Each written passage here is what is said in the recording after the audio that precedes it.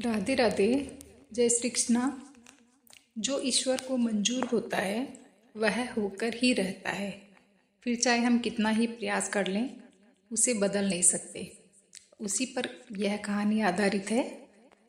शुरू करते हैं कहानी। अंग नाम के एक राज्य पर राजा हर्षवर्धन का राज्य हुआ करता था। राजा हर्षवर्धन एक बहुत ही परोपकारी और दयालु स्वभाव के राजा थे। जो कोई भी राजा के दरबार में फरियाद लेकर आता वह मुंह मांगी मुराद पाता। उनके बारे में यह बात मशहूर थी कि उनके दरवाजे पर आने वाला कोई भी आदमी खाली हाथ वापस नहीं जाता था। एक दिन राजा के दरबार में एक आदमी आया।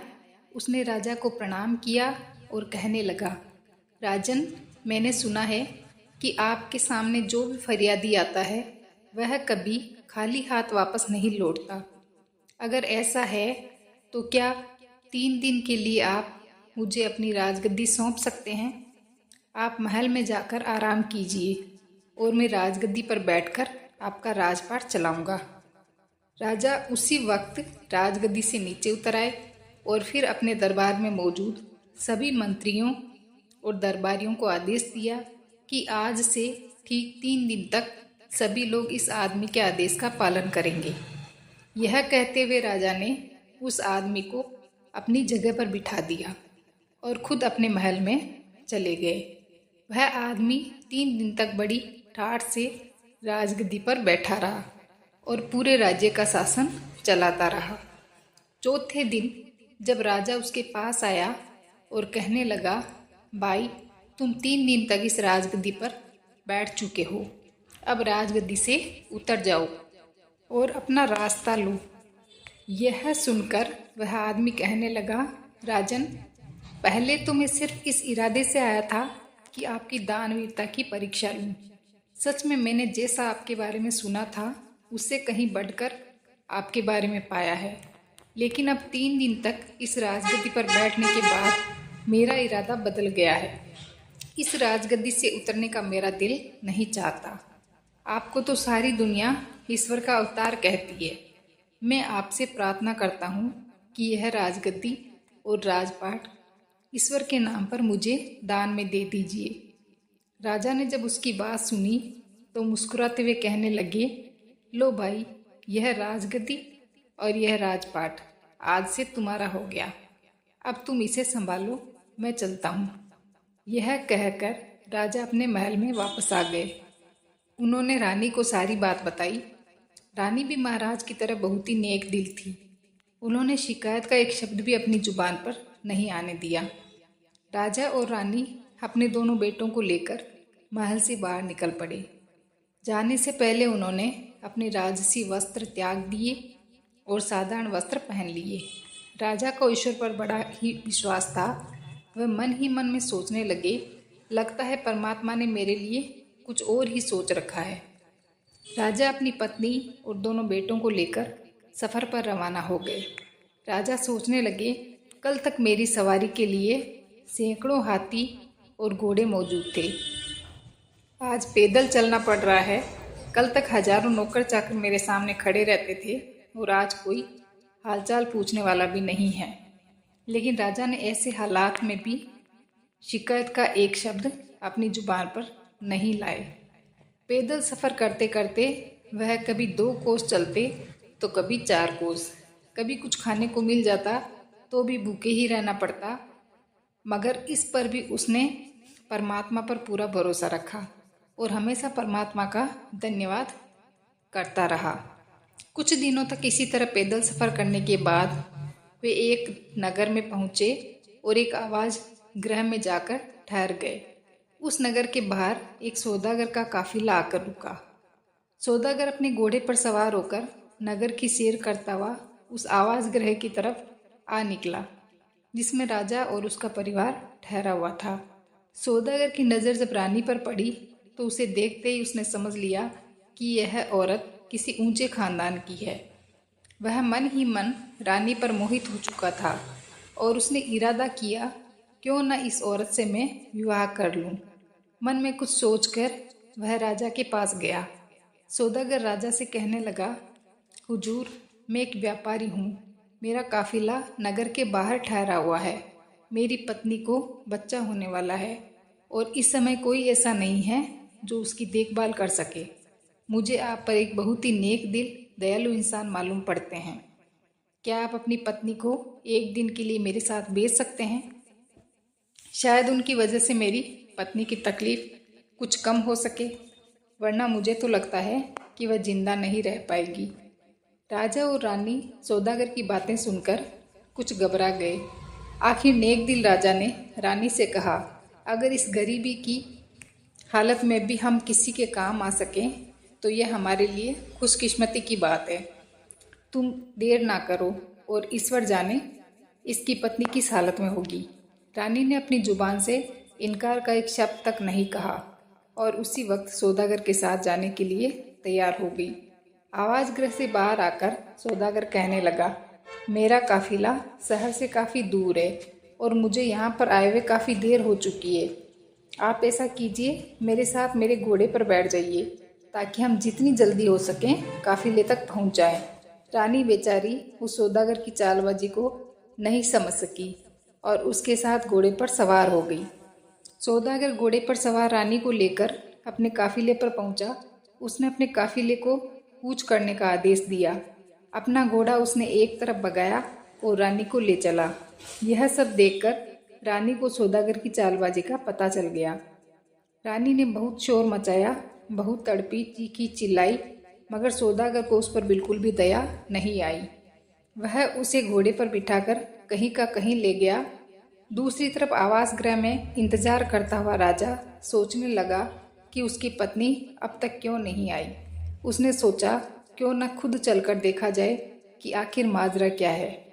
वह अपने दोनों लड़कों को साथ लेकर आवास गृह से निकला और शहर से बाहर आ पहुंचा। उसने सौदागर के काफिले को ढूंढने की बहुत कोशिश की, लेकिन काफिले का कहीं पता नहीं चला। तभी उसे उत्तर दिशा में धूल उड़ती हुई दिखाई दी। राजा ने अनुमान लगाया कि जरूर वह आदमी उसकी रानी को लेकर उसी तरफ गया है।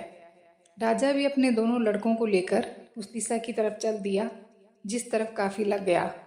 थोड़ी दूर चलने के बाद राजा रास्ता भटक गया और कहीं दूसरी जगह जा निकला जहां उसके सामने एक नदी बह रही थी। राजा ने इधर उधर देखा कि शायद नदी पार करने के लिए कोई नाव मौजूद हो, लेकिन वहां पर कोई नाव नहीं थी। उसने कुछ देर तक सोचा और फिर बड़े लड़के को नदी के किनारे पर बिठाया, छोटे लड़के को अपने कंधे पर बिठाया और नदी में उतर गया। राजा का इरादा था कि पहले छोटे बेटे को नदी के पार पहुंचा देगा और फिर वापस आकर बड़े बेटे को ले जाएगा, लेकिन इंसान सोचता कुछ है और होता कुछ और है। वह छोटे लड़के को कंधे पर उठाकर बड़ी मुश्किल से नदी के बीचों बीच पहुंचा। तभी उसे बड़े लड़के की चीख सुनाई दी। उसने मुड़कर देखा तो एक जंगली भालू उसके बेटे पर हमला करने वाला था। राजा अपने बेटे की चीख सुनकर घबरा गया।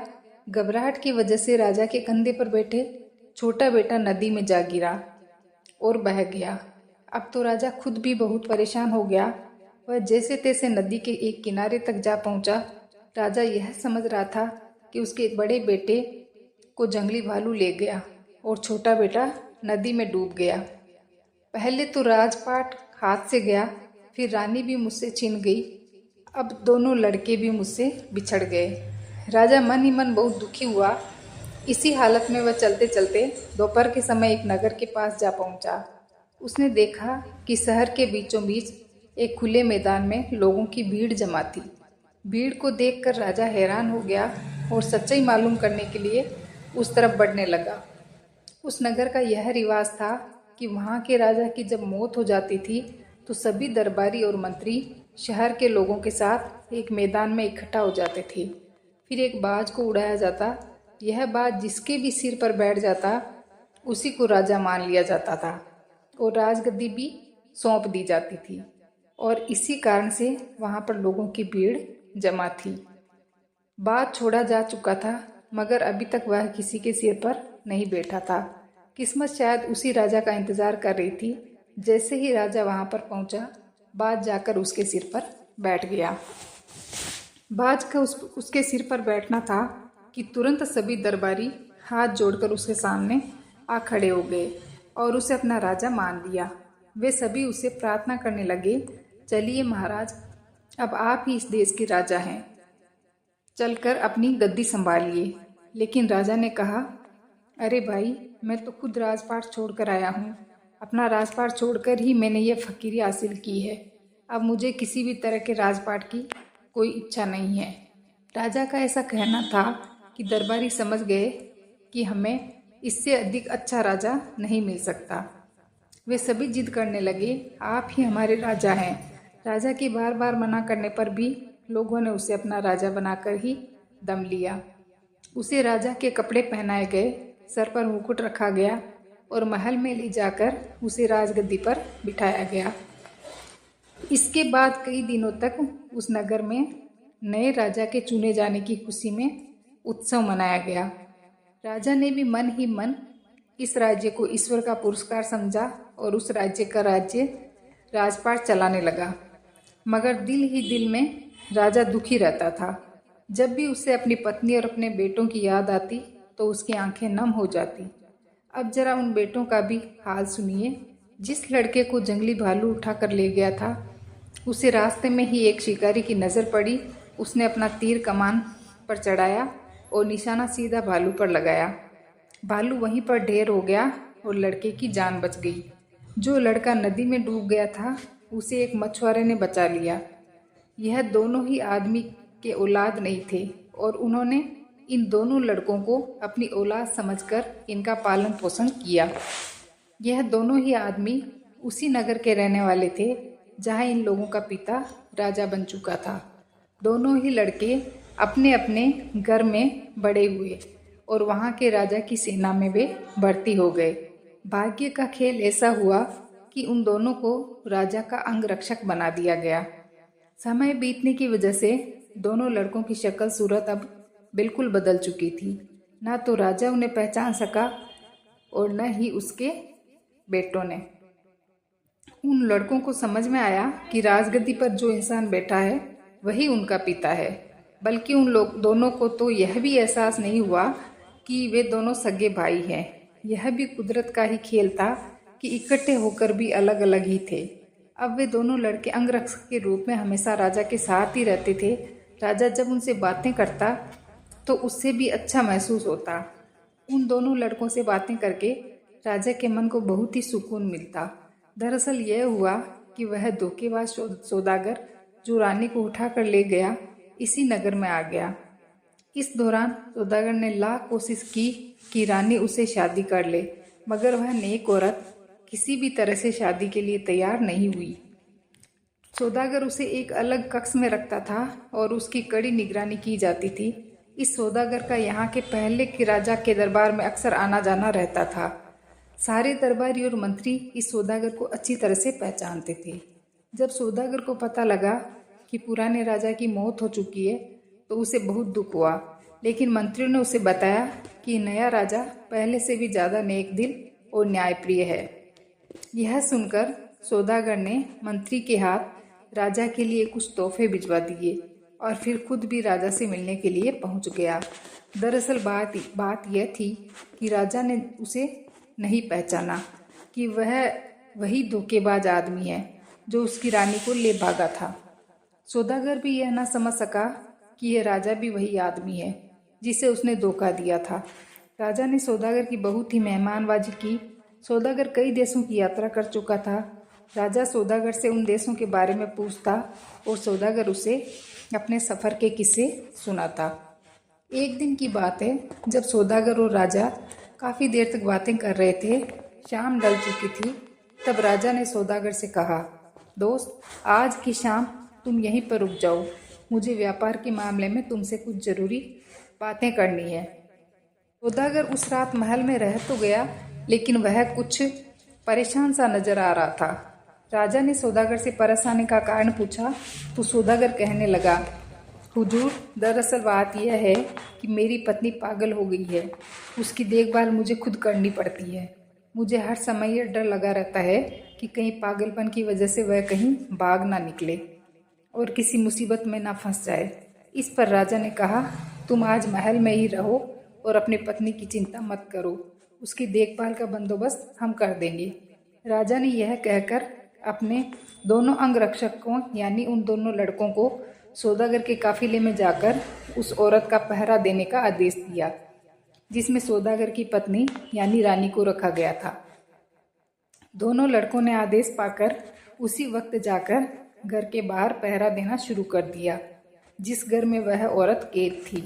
रात जब आधी से ज़्यादा गुजर चुकी थी तो छोटे लड़के को नींद आने लगी। इस पर बड़े लड़के ने कहा, देखो भाई, इस समय नींद का आना ठीक नहीं है, कहीं ऐसा ना हो कि हम दोनों की गलती के कारण यह औरत यहाँ से निकलकर भाग जाए। इस पर छोटे लड़के ने कहा, तो फिर भाई ऐसा करो कि कोई ऐसी कहानी सुनाओ जिसे सुनकर नींद उड़ जाए। यह सुनकर बड़े भाई ने जवाब दिया, मैं तुम्हें अपनी ही कहानी सुना देता हूँ। अगर गौर से सुनोगे तो नींद तो क्या, तुम्हारी भूख प्यास तक उड़ जाएगी।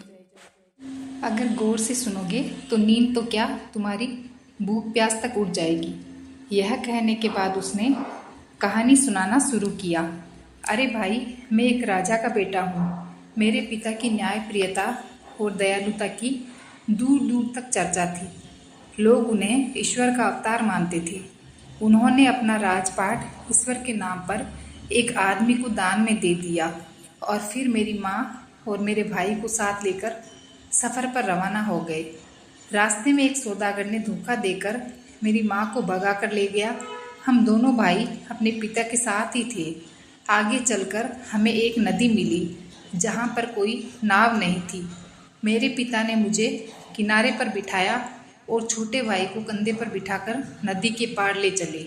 अभी वह नदी के बीचों बीच ही पहुँचे थे कि मुझे एक जंगली भालू ने पकड़ लिया।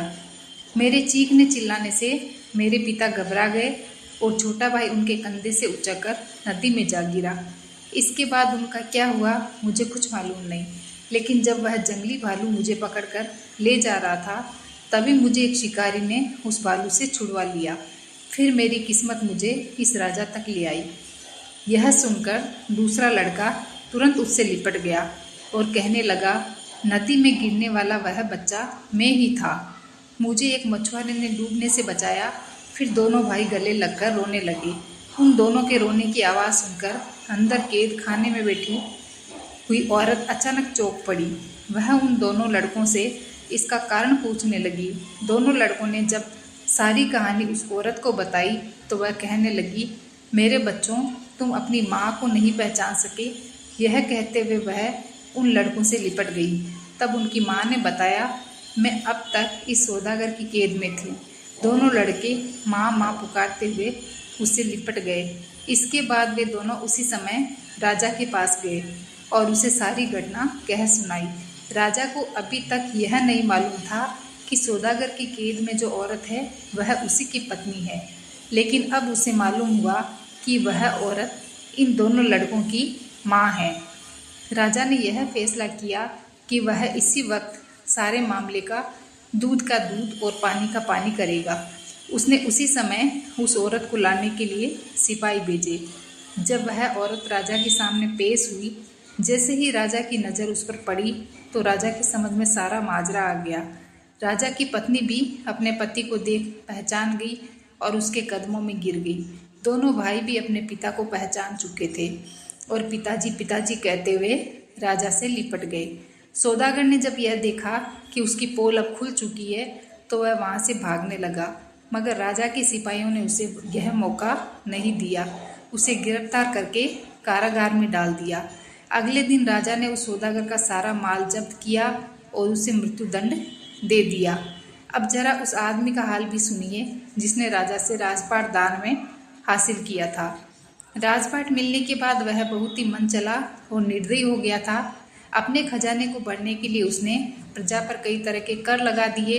बेचारी गरीब प्रजा उसके जुल्म से परेशान हो गई।